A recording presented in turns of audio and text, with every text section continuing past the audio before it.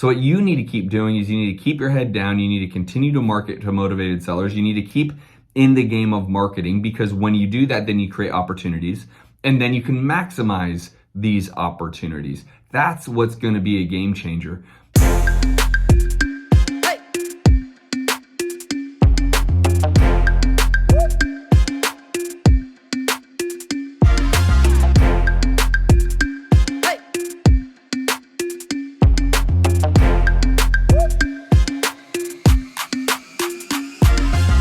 Yo, what is up, everybody? Welcome back to the Science of Flipping. I'm Justin Colby, and I'm gonna give you some data points that recently came out from NAR, National Association of Realtors, talking about the real estate market.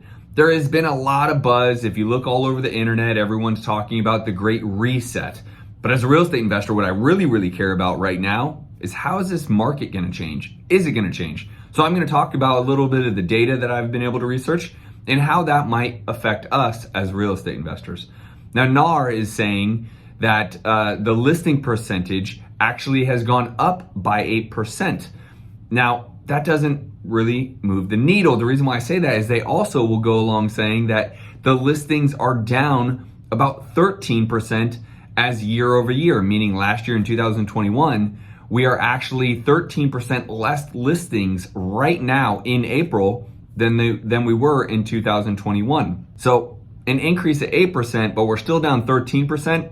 That's a net negative, people. The reality is that stat sounds encouraging, as if there's gonna be a lot more inventory coming to market, but the reality is it's still down greatly, even from last year, which really didn't have a whole lot of inventory either. Now, if you are just listening to this on iTunes, I'd love a 5-star review. If you're not yet watching this over on YouTube, make sure to go to youtube.com/Justin Colby. Make sure you subscribe and give me a like. I want to see the engagement. If you're interested in things real estate, all things real estate, investing, flipping, wholesaling, buying and holding, make sure you are giving this a like. Now, with that said, I want to tell you a couple more data points that I actually found, which was really quite interesting in the sense of, what the takeaway is, right? So the attitude of this article here on National Association of Realtors really was this idea of homeowners being more realistic with what will sell, right? And that they're actually not going for these crazy ultra high prices anymore. This was the tone that the article was really talking about. Now, as a real estate investor, you and I both know that it has been insane. It is so hard to even find a seller who's willing to be even somewhat realistic of the value of their home. They think that they're gonna get an extra 10, 15, 20% higher than their neighbor, let's say. And for someone that talks a lot to sellers that quite literally are motivated and their home is in distress, these people still won't take a reasonable number just to help the process go, because they just believe because the market's on fire, they should get an unrealistic number too. Now, the key about that, NAR quotes that quite literally there has still been a 2% above asking price nationally. So nationally, every home that sells on the MLS, they're getting a 2% increase above that on average. Now, that's insane, because all the homeowners and all the realtors are listing these homes already 5% higher, 10% higher than they realistically should be listing. Now, why is all this is what you should be thinking about. Why does this matter to you? How is this going to affect the economy? Well, one of the points I want you guys to be thinking about here is the hedge funds and iBuyers are still heavily buying. Now, see, they don't care about what the bank is doing with interest rates. They don't need the banks. So understand that this whole cycle and this data that is coming up now about, there's an 8% more listing. There's 8% more listings, I should say, this month in April than the past, which is still actually down from a year ago, right? 13% less listings from a year ago. It's kind of newsworthy, right? They're trying to create something, but they're not mentioning the fact that all the hedge funds are still buying at incredible rates. All the iBuyers are still buying, and they're willing to pay top dollar. So when they then reference the fact that on average, there's 2% higher purchase price than the listing price. So if the home was listed for $100,000, it'll sell for 102. If it was listed for 200, it'll sell for 104. If it was listed for 300, 306, etc., right? You see where I'm going here. Now, that doesn't really matter because the reality is the people who are buying a lot of homes don't use banks, right? They're not worried about the interest rate on banks. They're moving the needle, they're moving the market because they can pay more than everyone else because they're not worried about an interest rate going from 2.8 to 4%. They don't care. So that is something you as a real estate investor should really be thinking about when you're hearing this data is what is actually happening. Now layer on that, the fact that there's been several articles over the last 6 months or so talking about how the builders, right, we're talking about this inventory shortage here. The builders are now building to rent. They're building to actually hold. Now, not all of them, and it's not 100%, but when you have major players that will help the supply chain open up, but they're actually gonna keep it themselves and they're gonna actually turn it into a rental, again, not as much inventory.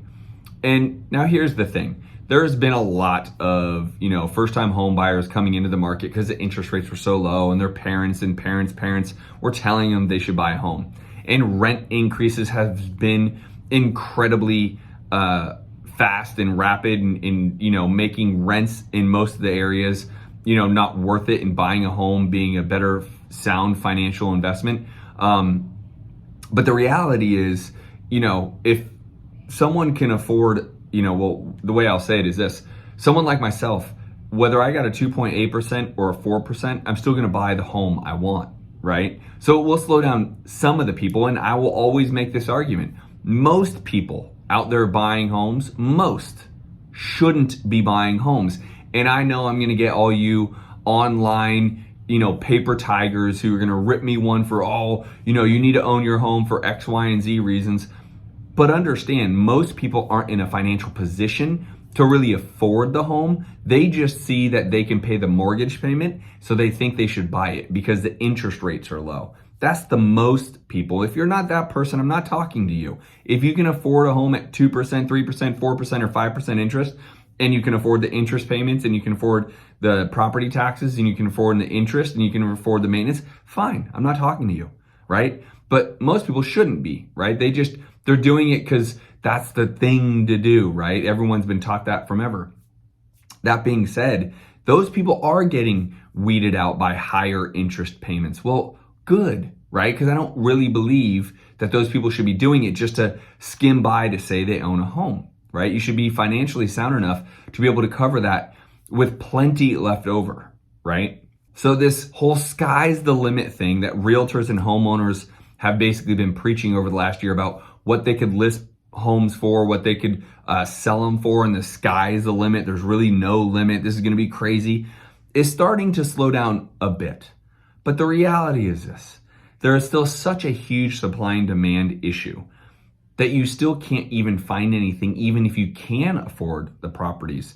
And what's happening is people that would want to buy something in a more affordable price point, they're having to try to stretch themselves into a higher price point. That's why articles are showing that, multi-million-dollar listings and luxury sales are going crazy right now. Manhattan, or New York specifically, this Q1, luxury homes in Manhattan and in New York are going like gangbusters. They're going crazy because people are pushing up into a higher price point in the point that they, there's nothing for sale at the lower level, right?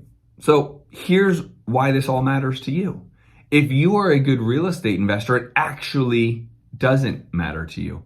A good deal is a good deal, right? Now, if you are a well-rounded real estate investor and you wholesale and you fix and flip and you buy and hold, then you should be doing all of those things, right? Not every property is going to be a great flip. Not every property is going to be a great wholesale. Not every property is going to be a great buy and hold. Not every property is going to be a great short-term buy and hold, Airbnb. But if you know the exit strategies, you can go out there and find yourself a good property. You just need to know how to go find those individuals, right? And likely it's not going to be heavily predicated on the MLS. Now, here's one thing I'll tell you for sure. if you work with realtors, you will get deals. Now, it's not what you think. I don't mean by just making offers on the MLS per se, but making sure that realtors know you're looking to buy. And if they ever come across a property that isn't quite listable, to call you first. That's how you can actually start working with realtors, and then your performance on that deal will lead to those agents actually calling you when they do have listings, or when a listing isn't selling because of 1, 2, 3 reasons. Now, because you've been able to do good by them in one deal, they'll actually continue to call you. And that's how you can really build a nice little pipeline of deals through realtors, some on market, some not on market. The point being is this little blip of, more homes on market isn't going to change the supply and demand issue. It's not going to change the fact that builders are buying and renting. It's not going to change whether, Blackstone or Open Door and OfferPad are still, none of that changes for us. So what you need to keep doing is you need to keep your head down. You need to continue to market to motivated sellers. You need to keep in the game of marketing, because when you do that, then you create opportunities, and then you can maximize these opportunities. That's what's going to be a game changer. NAR talking about 8% increase in listings, that doesn't move the needle, especially when they're comparing it relative to nationally, that there's 13% less listings nationally than there was a year ago. So it's irrelevant, right?